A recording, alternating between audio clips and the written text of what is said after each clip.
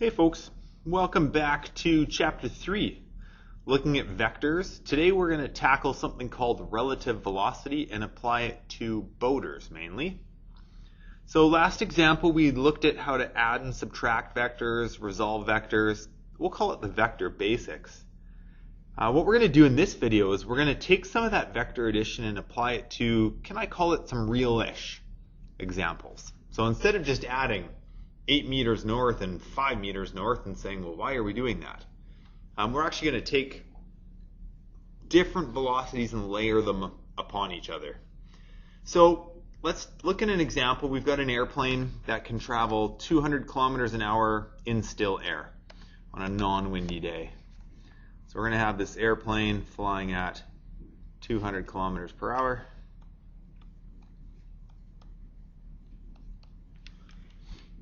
Now, question for you. How fast will that plane go compared to the ground if it's flying into a headwind? Let's start with that. Of, I don't know, let's go 50 kilometers per hour. So a headwind means it's coming at your head. So that would be like adding a vector pointing in the other direction at 50. If you wanted to sketch a picture, it would be like that. Add those vectors head to tail. We've got a 50 kilometer an hour pushing backwards. What would the total velocity of the airplane be? Well, it's trying to go 200, but it's got this 50 pushing backwards. So the total velocity compared to the ground would be 150 kilometers per hour. So let's take that same plane, 200 kilometers an hour, and maybe have it going in the opposite direction. So we've got the plane going at 200, and now how fast will it go? Let's change it to a tailwind of 50 kilometers an hour. So that means you've now got some wind pushing towards the tail. If you wanted to, you could imagine, hey, it's like pushing this way. If the plane wasn't there, I'd have vectors added head to tail. 50 plus 200, they're both pointing in the same direction. We simply add them. The total velocity of that airplane compared to the ground, it's extra speedy now. It's 250 kilometers per hour. So that's kind of cool. That's like taking vector addition into some real life examples. Into a headwind, you're slow. With a tailwind, you're fast. Here's just a weird curse of the physicist moment. A little thought experiment for us.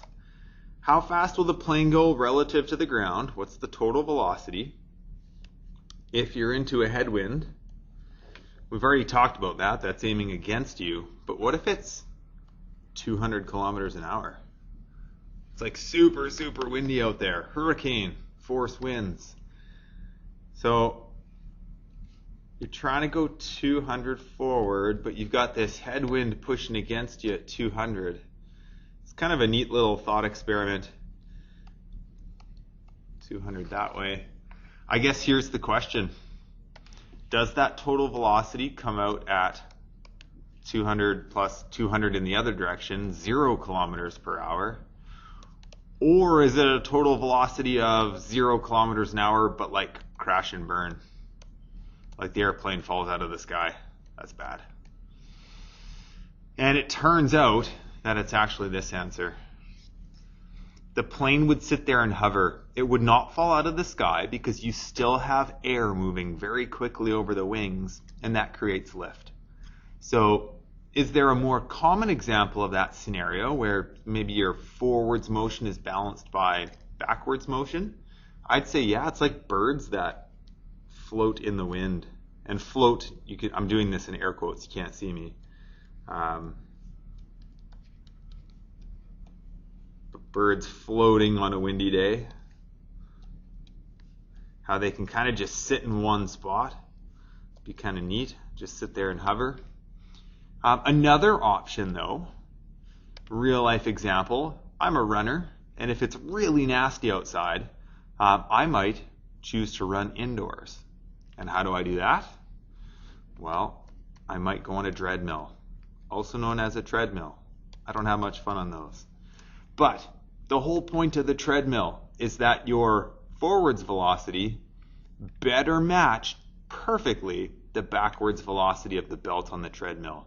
And if it doesn't, you're going down and you're going to make it onto YouTube or America's Funniest Videos or something like that. So that's a more common example of that kind of weird thought experiment. And then here's where we're going to sort of move into with the boats. We're going to switch from planes to boats in just a moment.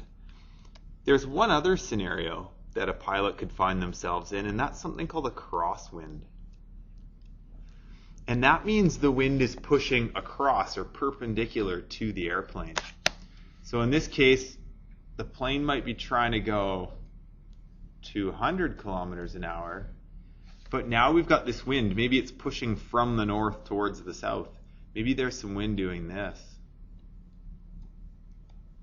at 50 kilometers an hour. The plane, it's going to fly crooked, if that makes sense. So it's actually going to travel along this path. I won't worry about the numbers. We could go find it quite easily doing Pythagoras, just like we did yesterday or last video. But that's what your diagram would look like flying in a crosswind. Our boat examples are going to look very much like this. What direction does the plane move? Well, the plane moves along that purple line. So that one, which I guess if we play the game again, there'd be an angle in there. That's pushing towards the south, away from the east. So it would move at some number of degrees south of east. You could go run some trig to quickly find that if you wanted to. The interesting part here, though, is which direction does the plane point? So the plane is going to actually move along this purple line, but it turns out it doesn't point along the purple line. It's always pointing forwards along the 200 line. So it's actually facing east, but it flies crooked. And let's see if I can do this. It actually looks like that. So it's always facing to the east, but it travels along that purple line. So again, it flies, in air quotes I'm saying this, get it, airplane air quotes, it's flying crooked. Just like that picture.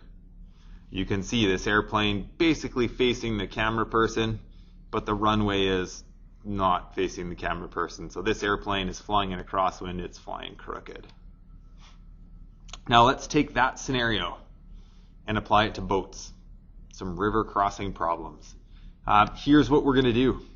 It's pretty straightforward stuff, I think. We are going to take the velocity of the boat in the water, right? The velocity of the boat in like a lake, in still water. We are going to add to that velocity of the boat, however fast it can go, the velocity of the water in a river, also known as the current. That's what we call it more commonly. And if we add those two things together, how fast the boat's trying to go, plus how fast the current is going, it'll give us the velocity of the boat compared to the ground. So the velocity total. And that's compared to the ground, like if you or I were standing on the riverbank with a radar gun, that would give us that total velocity. So let's make up some numbers here. Let's say that we've got a boat trying to get straight across a river from point A to point B. And that boat can travel, I don't know, let's go with some nice-ish numbers. Let's say it can travel 15 meters per second in still water. And we've got some current in there. Maybe I'll label that. So this boat can travel at 15 meters per second. Let's make a current of, I don't know, 4 meters per second. We'll get two sig figs in there. So the current's pushing to the east at 4 meters per second. And the river, I don't know, let's make it a nice number. Let's make it 100 meters across. It's 100 meters wide. So we're going to go with that setup for these boat questions. And we're going to tackle two kinds of boaters. The first kind of boater is dumba. The dumb boater does not plan for the current.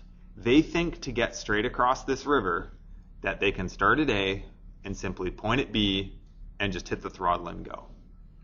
Now we know that's not going to work, because what's going to happen with this boater is they're going to point across that river and they're going to bang that throttle, and the boat will try to go across the river In fact, it does go across the river at 15 meters per second. But something is happening to it at the same time. And that is that it's being pushed to the east or to the right by that pesky current at 4 meters per second. And so this boat actually ends up traveling along this path. Gets pushed downstream a little bit. And we want to find two things. We want to find that total velocity of the boat, what you or I would measure from the bank of the river with a gun, radar gun, by the way, I should say. And we want to know that angle. How far did we get pushed off course? By how many degrees? So it's a pretty quick Pythagoras to solve for v plus 4 squared. V equals, let's hammer that out on the calculator here. The square root of 15 squared plus 4 squared. So 15.5, get our 3 sig figs. And I would probably go, safest bet might be tan theta. Then we don't use the 15.5 on the off chance that we got it wrong. Or we did round in this case too, right? So we don't have to use a rounded number. So tan of theta is opposite, which is 4, over adjacent, which is 15. And it's actually going to be a second function tan. So if we try that on the calculator, second tan, 4 over 15, we get 14.9 degrees. So if we put all that together, the velocity compared to the ground, the total velocity of this boat is 15.5 meters per second at an angle of 14.9 degrees. Now we have to play the compass game. Something of something. If we think about inflating theta, we'd be pushing that v vector towards the east, and we'd be leaving the north, so east of north. Although, for these boater questions, I am totally okay if you play this game. I'd actually recommend doing this. Why don't we just call it 14.9 degrees downstream? That way you don't have to worry about how you're setting the diagram up. You can really have it pointing in any direction. But we do know that the current's going to push that thing downstream. Now, two other calculations here that you'll be responsible for with these dumb boaters. Number one is the time to get across the river. So to do that, we have no acceleration. We're going to simply use d equals v times t. And we wrote down earlier in the question that it was 100 meters to get across the river. Now we have a question. We have to figure out which of the three velocities, 15, 4, or 15.5, which of those velocities goes in place of v? And you have to ask yourself, how quickly is the boat just getting across the river? And it turns out the number you're using is not the 15.5, which is the one a lot of students want to choose. It's actually the 15 that you're after. That 15.5 includes the downwards motion, the 4 meters per second that the boat was getting pushed to the right, which is actually not speeding it up or slowing it down in terms of just getting across the river. I know they're not going to get to their destination, point B, but in fact, by going at a 90-degree angle perpendicular to the current, they actually haven't taken any extra or less time to just get across. It takes them the same amount of time as if God turned off the current. So if you were God and you could turn off the current, that boat will get across just as fast with or without current. It's kind of cool. There is an easy way to remember that though. When you use d equals v times t, just make the d and the v parallel.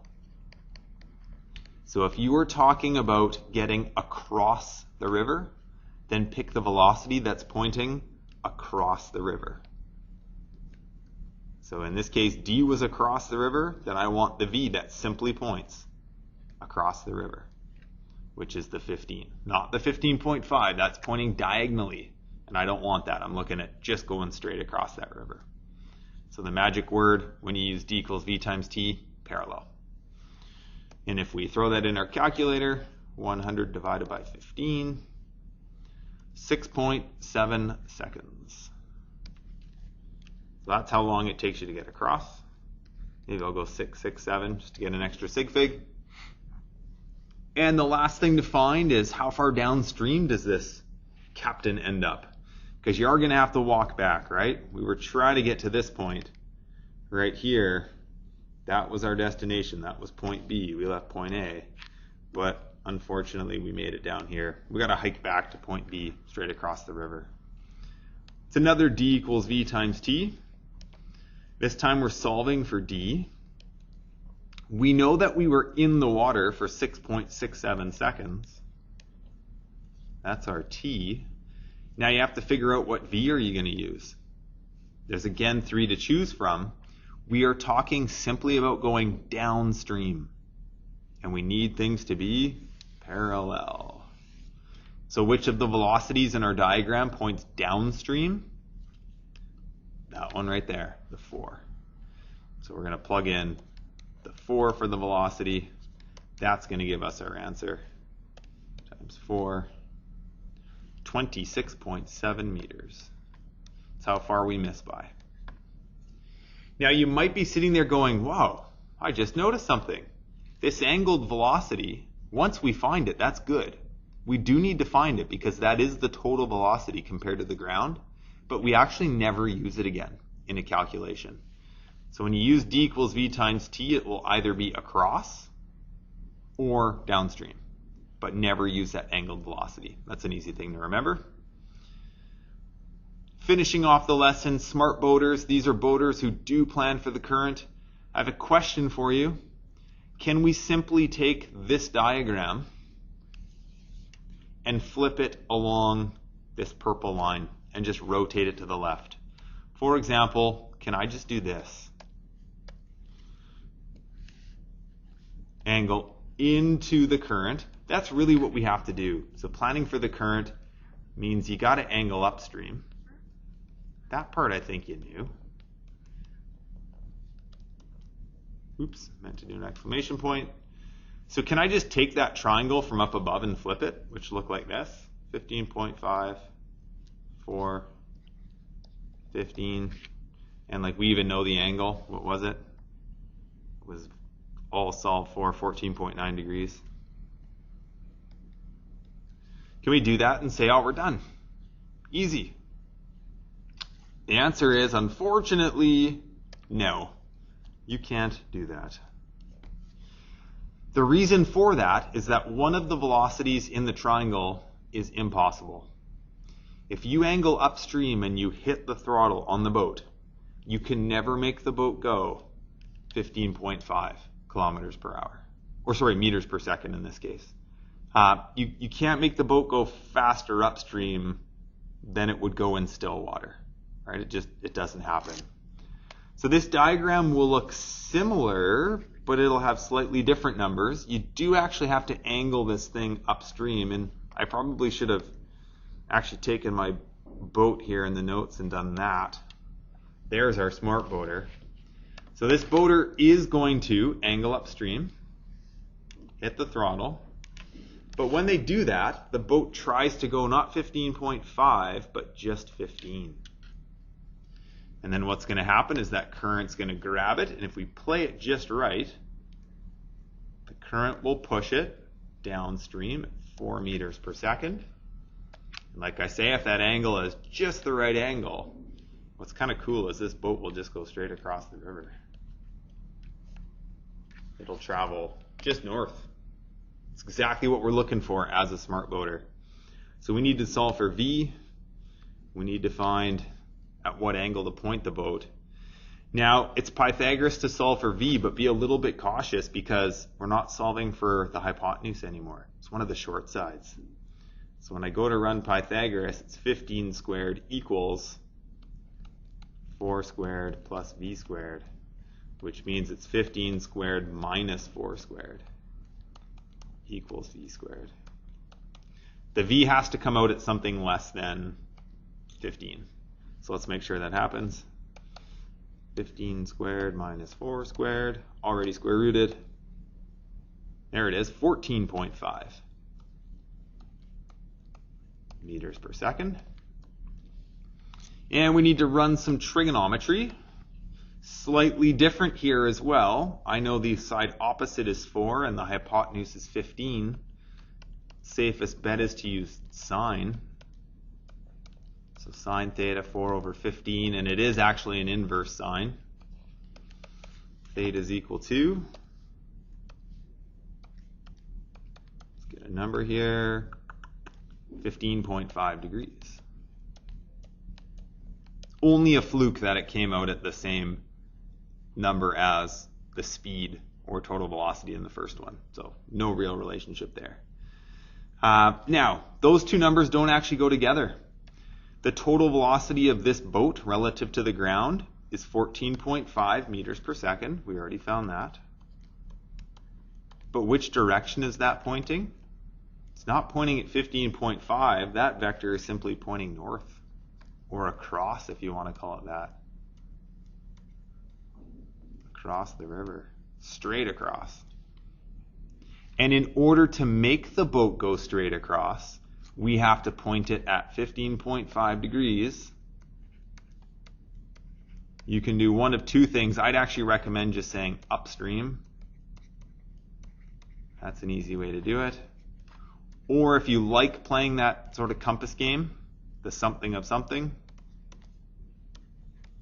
in this case, we'd be pushing the pink vector that way. If we inflated theta, we'd be pushing towards the west, running away from the north.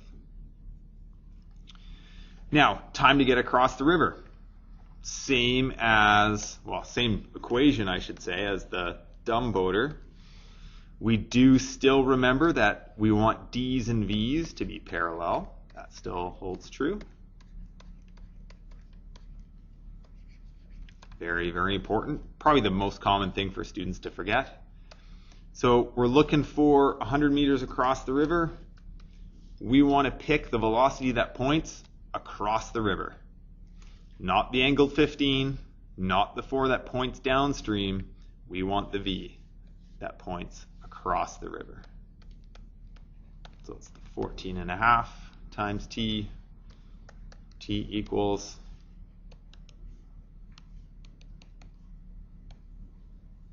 6.9 seconds.